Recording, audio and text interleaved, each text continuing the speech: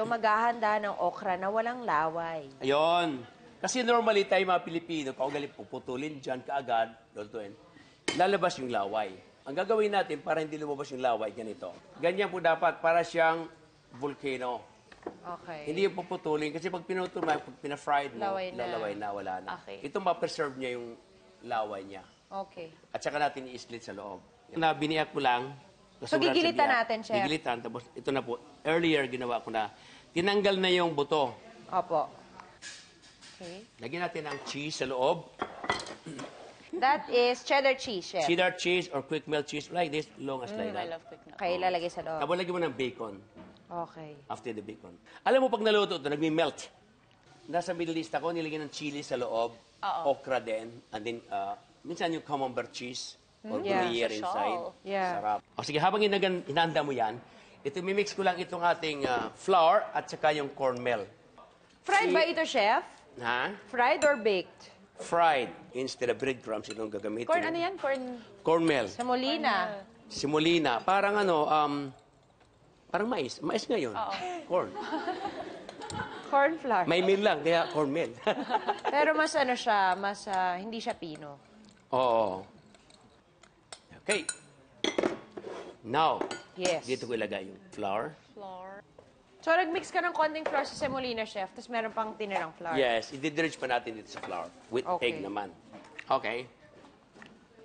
Lapit na, Chef. Tatlo na lang. Then, I'm always using my chopstick for my... Approve. Really? Ayan na, Chef. Pero hindi pang diet yan. Oh, really? Kasi may cheese, ganun ba? Ano pong gagawin? Now, dredge mo dyan, ako dito. Ako naman, bago fried. Dapat mainit na. Okay, kasi magkaka-fat fingers. Parang factory tayong dalawa. Yeah.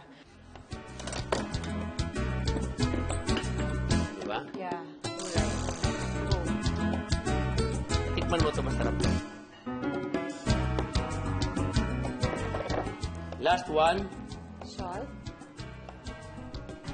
Yun lang sa sauce, mayo and cayenne. Yes. Ay, wow. And then salt and pepper. Okay, fried na There you natin. go. There you go. Yan, madali lang yan, di ba? Oo. Dapat mainit, ha? Hindi pwedeng malamig. Oh. Eh, syempre. Parang, kumbaga sa ibablanch mo lang ito sa mantika. Ang gulay naman, hindi pwedeng overcook. Yes. You know what I mean? I know what you mean. Yes. You know what I mean? Oh, ganda. Look at that. Wow, a little bit brown. Mukha nga siyang dynamite, Chef. Yes, No? oh, ang ganda. Pero hindi maanghang. Promise. Kaya... Alam ko gusto mo, Kenny, kasi crunchy. Crunchy, tapos gusto ko May talaga cheese. yung cheese. Oo. Favorite ko yung cheese. Pwede na to. Pag narinig mo yung parang ibig sabihin, malapit na lumabas yung kanyang katas, yung Jill, dapat tanggalin mo na. Jack and Jill. Whatever. So may ganun pa rin pala, Chef, na kailangan kakaramdaman namin yung... Oo. Kasi pag binabayaan mo siya, lalabas lahat yung Jill, magsag na siya, sagi na. Bango.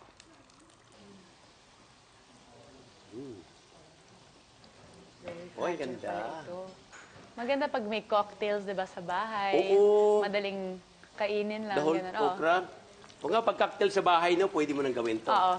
But maliit, the young one. Meron ta mas malit. Mayroon ganyan kaliit lang. Ay, lagyan natin ng bacon bits. Pwede? Yeah, pwede. Ibabaw. Ano, ping, ping, ping. Okay, so all right. Ping, ping, ping, ping, ping, ping, ping, ping, ping, ping. Ping! Yeah! Tikman na natin ang unang dish na mapapa-umay gulay kasasarap. Stuffed okra with pecan cheese. Kain na na. Piwang Pito, serve na yan!